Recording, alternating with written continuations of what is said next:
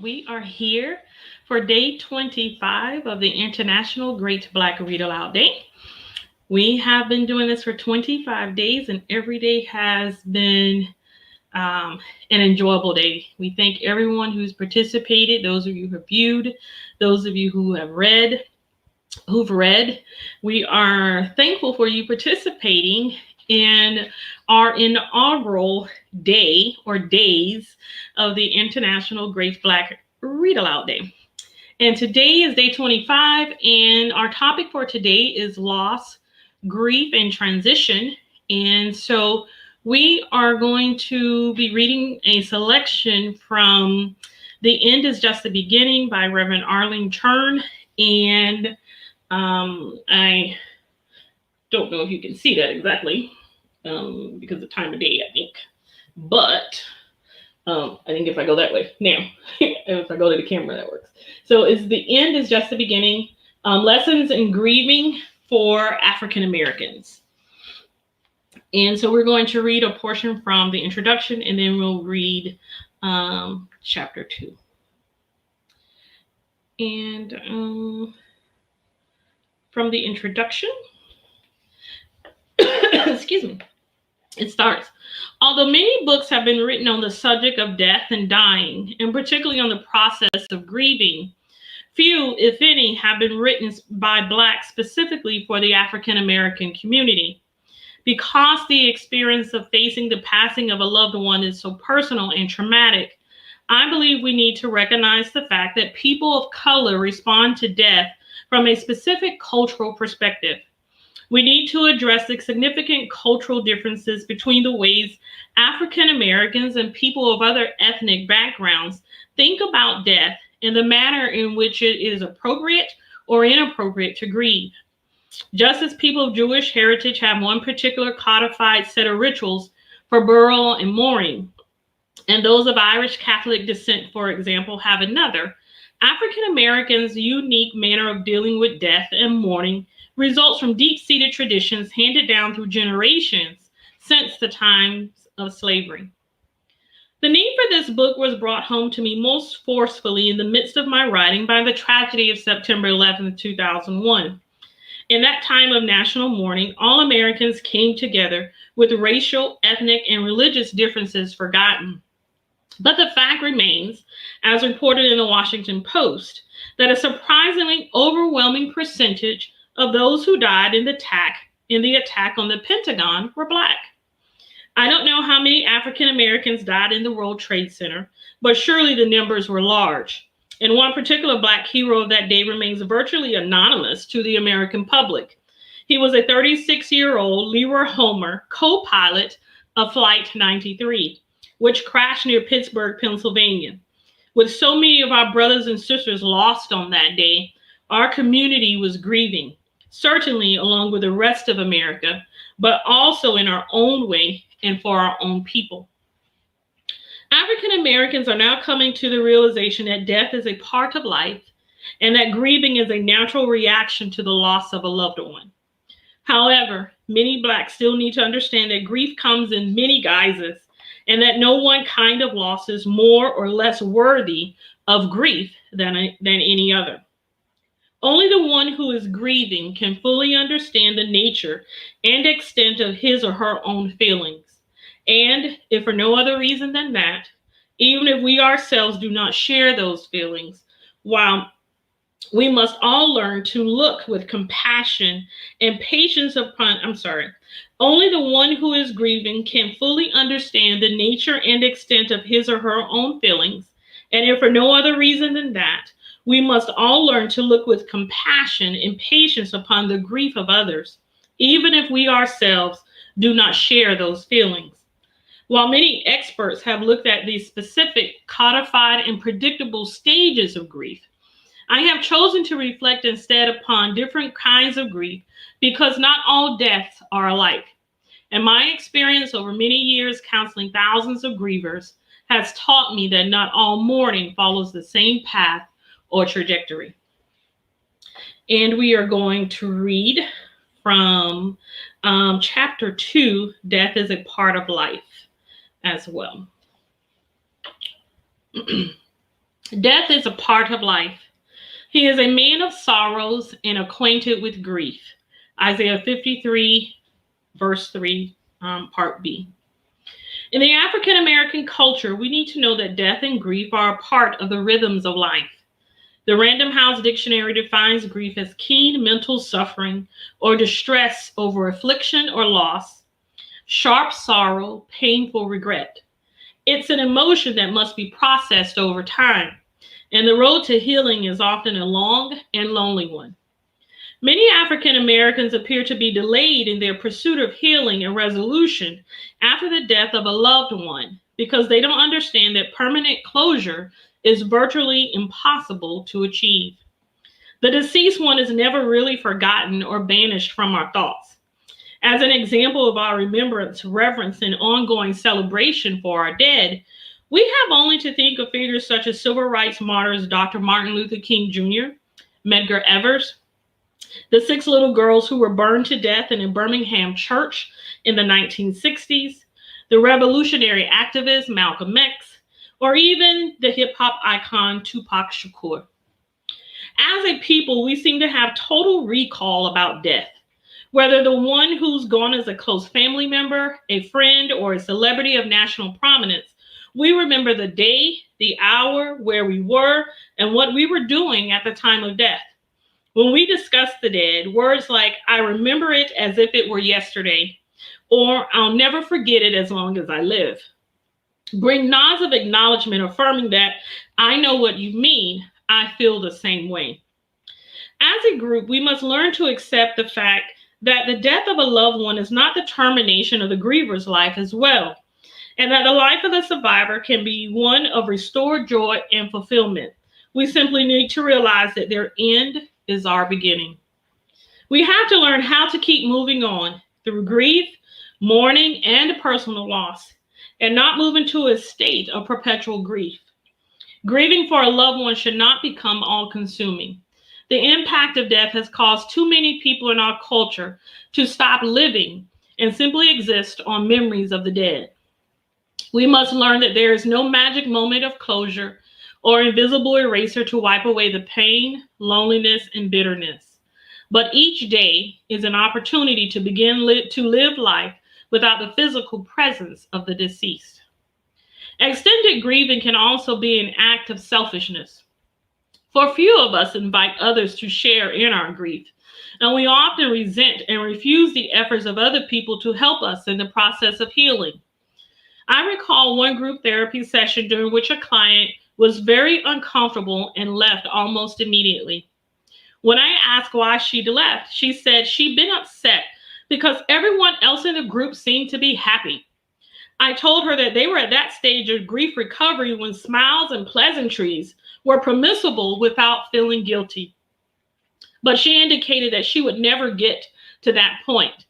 I asked if she intended to go through the rest of her life without ever smiling or laughing again, and she sadly replied, "That's the way I feel right now." Like countless others, this woman believed her life had ended with the death of her loved one, who, in this instance, was her husband. Too many people lose their personal identity in the grieving process because of the labels attached to them by society. People are called widows or widowers, childless mothers or fathers, or orphans. And they then often assume those identities. The wife without a husband or the husband without a wife, becoming the bereft parents or the motherless or fatherless child. We must never lose our sense of self or self-worth because regardless of the loss of a loved one, we are still somebody and somebody who is yet alive. We must learn to live our life as an individual rather than living as an extension of a deceased relative or intimate friend. It's a challenge to live without certain loved ones in our life, but it can be done. While the deceased can never be replaced, nor should we try to replace them, we must allow room for a new beginning without them, knowing that our life has been forever blessed and enriched because of them. Life will never be the same is the cry of so many grievers, but in that bitter cry lies a brutal truth that death is a part of life. Life does go on in spite of death, disappointment, heartache, and pain. For solace, I would ask the bereaved to look at St. Paul the Apostle, who in 1 Corinthians chapter 15, King James Version, addresses death with these words: O death, where is thy sting? O grave, where is thy victory? I believe the message of this passage is that we should look upon death not as the victory of a mortal enemy, but rather as an interruption in the flow of life. African American elders, who were almost always creative in their descriptions of the final passage, have been known to refer to death as the grim reaper arriving on a horse without a rider, or to explain the departure of a loved one as being summoned home by God and carried away by the death angel. When the deceased was of advanced years, it was said that his work on earth was done, and when a child died, the family was enjoined to take comfort in the fact that only the good die young. In recent years, however, African Americans have begun to reject these simplistic explanations and to react to death with an outward display of their anger and disbelief. One family with whom I had worked lost their only daughter, Monique, in a car accident that also involved the deaths of 6 other teenagers. Monique's mother, Dorothy, was upset because she felt, based on what she saw as their lack of extreme mourning, that no one else in the family really loved Monique.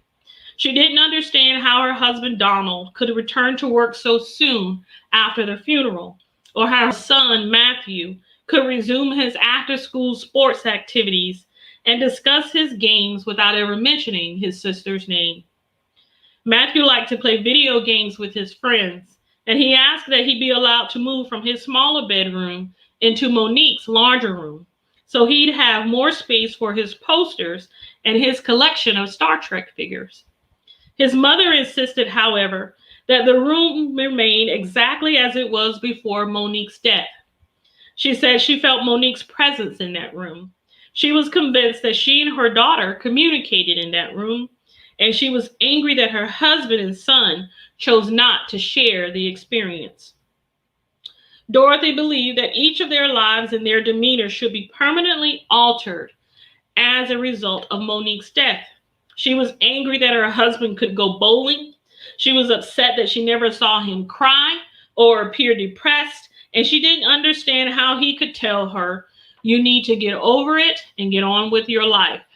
What life? To her, life had ended forever when Monique died, and that included the family's life as well. Dorothy had stopped all her activities, including singing in the church choir and attending the meetings and functions of her social club. She refused to go anywhere except to work as a teller in a downtown bank. Her grief can be compared to that of the biblical Rachel. Jeremiah 31:15 speaks of Rachel's bitter weeping and lamentation for her children and of her refusal to be comforted. A voice was heard in Ramah, lamentation and bitter weeping. Rachel, weeping for her children, refused to be comforted for her children because they were not. However, in verse 16 of that same chapter, there is divine promise in the words, "There is hope in thine end, saith the Lord." Dorothy's entire family was in dire state of complicated grief and mourning because they were unable to understand each other's way of grieving. Donald returned to work and to his other activities and almost never mentioned his daughter's name. Dorothy interpreted his behavior as a lack of love for his daughter. But African American men are often pressured to be manly in every situation. And from early childhood, many Black males are told a man ain't supposed to cry. Boys who cry when they're hurt or embarrassed are told to be a man, and tears are viewed as a sign of weakness by both their elders and their peers. This misconception about displaying emotion causes many African American men to adopt a stoic facade. "I won't cry. I can handle it because I'm a man, and men don't cry." Black men do grieve differently from women. Yet, men must learn that they also need to express their feelings and that it's okay for men to cry. And in this case, Donald, like many African American men, needed to return to work almost immediately because of the family's financial situation. Often, men in the workplace don't know how to extend comfort and support to another man, and they simply expect him to do his job. Donald, however, should have served as an example for his son, who needed to see him express verbal and nonverbal feelings as a man dealing with grief. Dorothy, for her part, needed to understand that her husband was grieving for their daughter in his own private way, and they both had to learn to support and encourage one another during this trying time. I counseled them to share their feelings and fears, hurt, and pain. And the family also needed to see that Matthew, like all children, was grieving in cycles. Children need the emotional relief of grieving, and then they need to do what children their age would do under normal circumstances. Both Donald and Dorothy had to be reminded that Monique's death was a new experience for them, both as a family and as individuals. Matthew had learned the harsh fact that not only the sick and elderly die, but that accidents and illness claim the lives of young people as well. I shared with him the words of a wise old soul who once told me, life is a journey, and we travel on life's path until the path ends. For some, it's a long journey. For others, it's a short trip. But it's important to enjoy the journey at whatever pace you travel. The family finally admitted that Monique had enjoyed life, and that when her life abruptly ended, she was with friends, all of whom came to the end of their journey together. She hadn't died alone, and the other children's families were also feeling grief and pain over the loss of their children. The realization of one's need and desire to overcome constant grieving is eloquently expressed in the words of Martha, one of my clients, who came into therapy because she said she was sick and tired of being sick and tired. Martha had grieved over her father's death for 5 long years. Becoming his caregiver after he had a stroke had become her whole life. She felt that caring for him was her reason for living, and she tried to meet his every need on a daily basis. She bathed him, fed him, and spent every waking moment she could by his side. Martha had put her own life on hold because of her love for her dad. She insisted that it was not a burden to care for him, and she believed he would have done the same for her. She felt she was obligated to this labor of love because of the sacrifices her father had made to ensure her education by working 2 jobs, which she felt had been the cause of his failing health. Her mother had died when Martha was only 15 years old, and she couldn't recall her father's ever having a date or taking a vacation without her after that. When his stroke left him paralyzed and bedridden, she vowed he would never go into a nursing facility, and she was true to her word. She learned how to inject his prescribed medication intravenously, and she had no problem diapering him when that was necessary. She did it all and never complained. When he died, she was lost, and she discovered that at the age of 39, she had forgotten how to live. Her sorrow was deep and painful, and she was in a state of despair. She had no companion or close relatives, and good girlfriends had become a thing of the past. After 5 years of grieving, she was tired and confused about how to start living a real life again. Martha and others like her have to learn that life demands living until you die. They have to learn that life does go on, even in the absence of a loved one, or in spite of a loss that has caused extended grief and mourning. There is your life to live after death, and the griever needs to acknowledge that death is a part of life. Another of my clients who needed to learn this bitter but ultimately liberating lesson had experienced the death of a loved one under circumstances that couldn't have been more different from those of Martha and her family.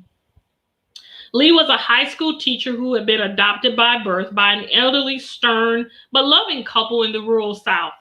He is typical of those African American children who are generally labeled old folks as children, and who, because of the age of their parents, are said to be old before their time.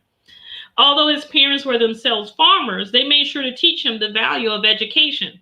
They also taught him the love of God because God had given him to them, and they emphasized the importance of living by the golden rule: do unto others as you would have them do unto you. They instilled in him the notion that he should be a friend, but not get too friendly, and above all, that he should mind his own business. Lee was content with his lifestyle because, after all, it was the only one he knew. When he left to attend a black college about 300 miles from home, his parents gave him $50 and a suitcase packed with bare essentials. He was terrified but determined to succeed. After an uneventful but successful college experience, he graduated with honors and secured a teaching position in a small town in New Jersey. He saved and sent money home, and he visited as often as he could. When his father died suddenly, Lee believed he had to return to the farm to help his mother, who was herself elderly and ill. He found a job in a small school district near his parents' homestead and rented out the land for the grazing of cattle and horses. He had no friends in the area, only distant family, but being there for his mother made him feel needed. He also felt that he was in some way repaying her for having chosen him as a son. She was confined to his sickbed for 12 years, during which time Lee refused, despite the advice of her doctor, to put his mother in a nursing home. He took care of her at home with the help of a nursing assistant during his working hours. When she finally succumbed, Lee experienced a double loss. He became deeply depressed, and while in counseling, he admitted that he had wanted her to live despite her failing health because she was all he had. He finally realized that he didn't know how to live because he didn't know himself, that he had long held a secret hope that at some point before she died, his mother would tell him the circumstances surrounding his adoption. He had absolutely no information about his biological family, and this was adding to his grief. Lee believed that he'd had a limited life before his mother's death, but now he had no life at all. He knew how to exist, but he didn't know how to live. African Americans excel at surviving and existing, but for many, real living, especially after the death of a dependent loved one, can be extremely difficult. These people view death as the end of all life, for they die emotionally with the death of their loved one. Like others who grieve excessively, Lee had to learn that death is a part of life, but that his mother's death was not the end of his life. He had to develop a formula for life without his mother. My advice to Lee was to put the past in perspective. It was past, period. And what he'd experienced was also past. As to those unanswered questions about his biological family, I asked Lee the following questions. If you knew, what is it you would know? What difference would it make at this stage of your life? A bitter truth about grieving is that neither tears, nor regret, nor hostile feelings about the fairness of life will change the present situation. Death is irreversible and will always remain a mystery to those who grieve. But life is for the living and should be lived to the fullest by all. Learn to express your feelings, but don't expect others to feel what you feel. Seek to restore your spiritual connection with God. Spend time in silent prayer and meditation, asking for strength and faith. Use your experience to assist others in their time of need. Put the past in its proper perspective. It is past, period, and what you also experienced is in the past. Create a change in your environment. Undertake a project, rearrange your personal space. Don't become enslaved to memories, but work at developing new ones. Don't deny yourself the opportunity to love again or trust again, or to explore a different style of living. Regardless of your loss, love yourself and take care of yourself physically. Don't become dependent on others for your healing, but rather practice self-healing, for healing and happiness begin with you. Grief is a burden to the griever and is excessively heavy baggage to carry through life on a daily basis. So learn to unpack that baggage a little at a time. Celebrate the fact that despite everything you've been through, you are yet alive. Remind yourself that death is but a part of life and that life consists of other components as well. In every life, there comes a time to walk in shadows and in sunlight, to hear silence and song, to shed tears of sadness and of joy, to forget what has been taken and remember what has been given. Author unknown. Lessons in healing. Do not continue to live only as an extension of your deceased loved one. You are an individual who must continue to live until your own life is over. Shed your tears, regret your losses, ask God for strength and faith, and then put the past in its proper perspective and live your life to the fullest. Express your feelings, but don't expect others to feel exactly as you do. In healing words, I now seek higher knowledge as I submit to divine order in all things. I await the ecstasy of a divinely directed life. We have read this evening for day 25, Loss, Grief, and Transition. We have read From the End is Just the Beginning by Reverend Arlene Churn. And this is a wonderful book if you have been dealing with loss and grief and the transition of a loved one. I highly recommend that you read The End is Just the Beginning. And we will see you tomorrow for day 26, which is erotica. And we invite you to join us and read if you would like to tomorrow, wherever you are in the world. It is the International Great Black Read Aloud Day, and we are reading erotica tomorrow. So we'll see you tomorrow. We hope you have a wonderful evening or morning or whenever you listen to this. May the rest of your day, whatever that portion may be a wonderful day. And we'll see you tomorrow for day 26 of the International Great Black Read Aloud Day. Have a good night.